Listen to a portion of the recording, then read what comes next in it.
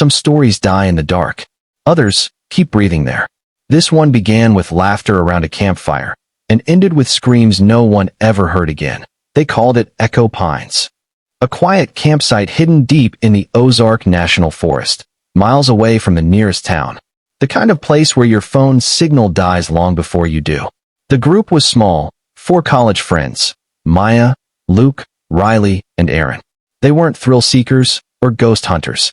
They were just tired of city noise, craving peace, stars, and silence. It was Luke's idea, a weekend in nature before graduation.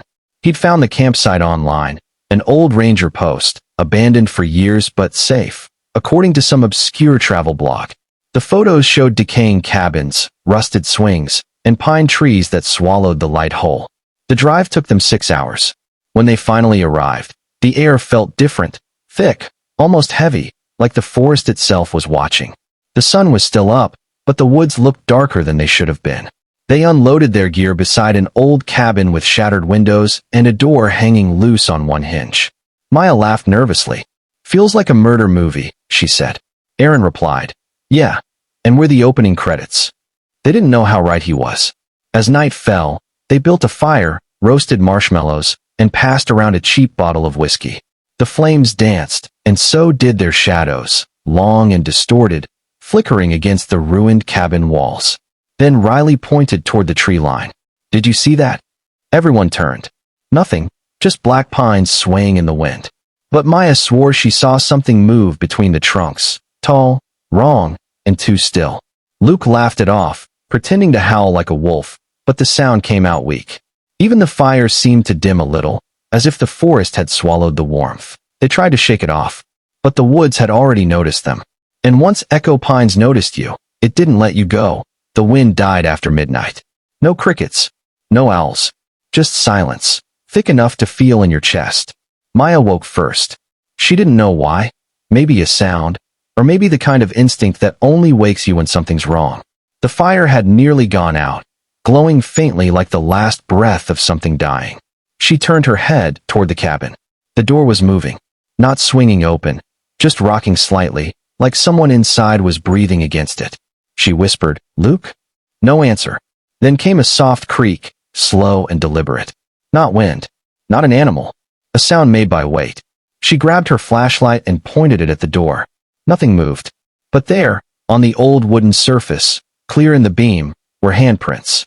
Huge, smeared, and dark. Too high for any of them to reach. She froze. Every instinct screamed to run, but her body wouldn't move. Then something shifted in the reflection of the broken window.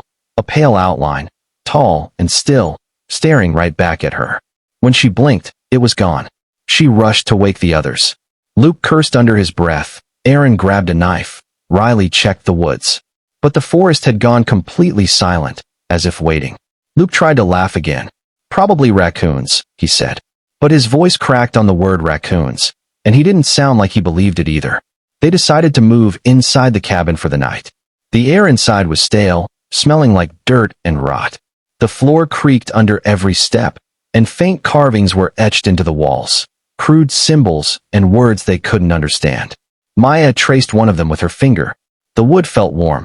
That's when the whisper came, not from outside, but from under the floorboards. A voice, faint, childlike, and trembling. "Don't stay here." The flashlight flickered.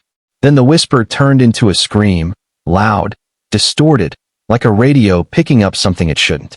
They ran out into the dark, stumbling through the dirt until they collapsed by the dying fire. When they turned back toward the cabin, the door that had been hanging loose before was now closed. And from the window, something was watching them, pale face pressed to the glass. By morning, no one spoke about what happened. They pretended it hadn't. They laughed too loud, moved too fast. Anything to keep from thinking about that whisper under the floor. But the forest remembered. They packed up early, deciding to hike to a nearby creek before leaving. Riley was the first to notice something wrong. The trail, the one they'd driven up last night, was gone. No tire marks, no footprints, no sign of the dirt road they came from. Just pine needles and fog stretching endlessly between the trees. Luke checked the GPS. No signal. He swore, slammed the phone against his palm. "Maybe we got turned around," he said. But Maya pointed behind him. The cabin, the same one they'd slept in, was still there, barely visible through the mist. They'd walked in a full circle. Aaron dropped his backpack. This isn't possible. We've been walking straight. But it didn't matter what direction they walked. Every path led back to the same clearing, the same silent cabin, the same cold fire pit.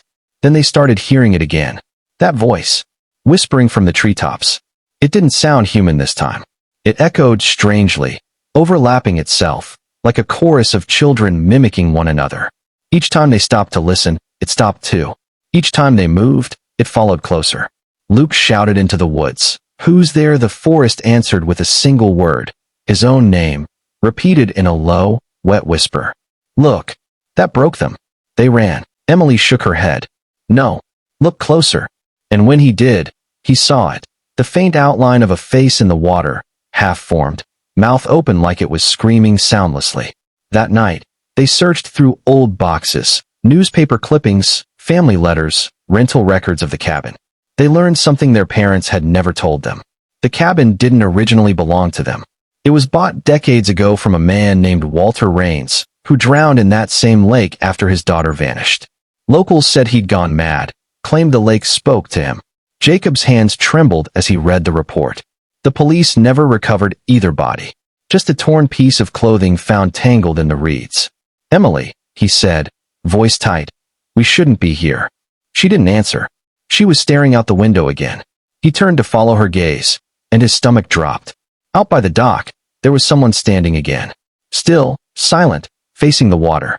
Jacob grabbed a flashlight and ran outside, boots sinking into the wet ground. "Hey," he shouted. The beam cut through the dark, but when it reached the dock, there was nothing. Just the faint sound of dripping water, echoing. He scanned the lake. And then, for a fraction of a second, the light caught something moving under the surface. Pale skin, hair floating, eyes open.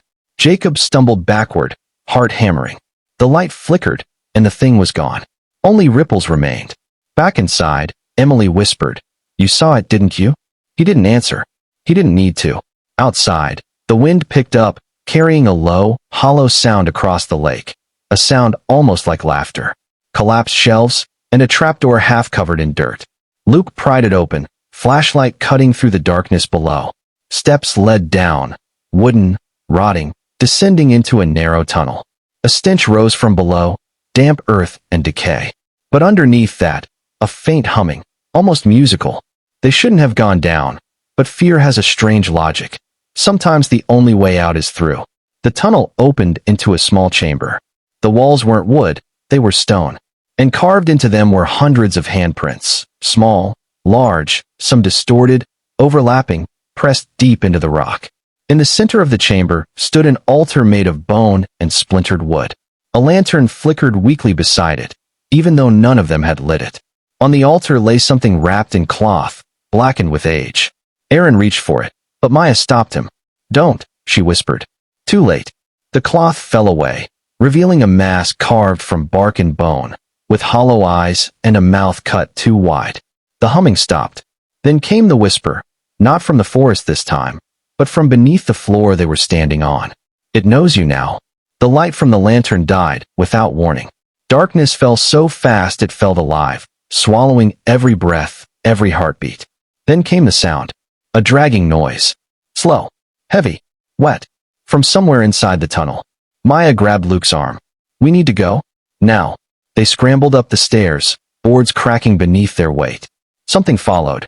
Not running, not rushing, just moving with patience. Like it knew they couldn't leave.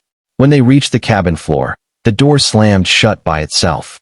The windows went black, like the night had pressed its hands against the glass. Aaron shouted, "Kick the door." Nothing. Riley threw a chair at the window.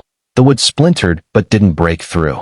Outside, the forest shifted, the trees bending closer, their shapes wrong under the moonlight. Then came the voice again. He turned to leave, then noticed something strange on the floor near her bed. A trail of wet footprints. They led from the window to the bed. The window was closed. Jacob stepped closer, heart racing. The footprints were small, too small to be his or Emily's. They looked like a child's. Jacob didn't sleep.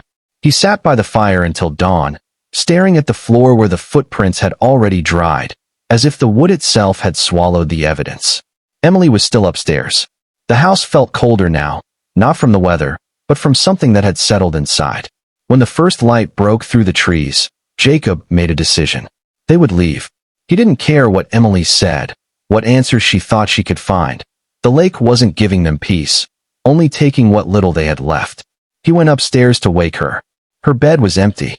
The window was open. The cold morning air drifted through the room. The trail of wet footprints had returned, leading out the door, down the hallway, toward the lake.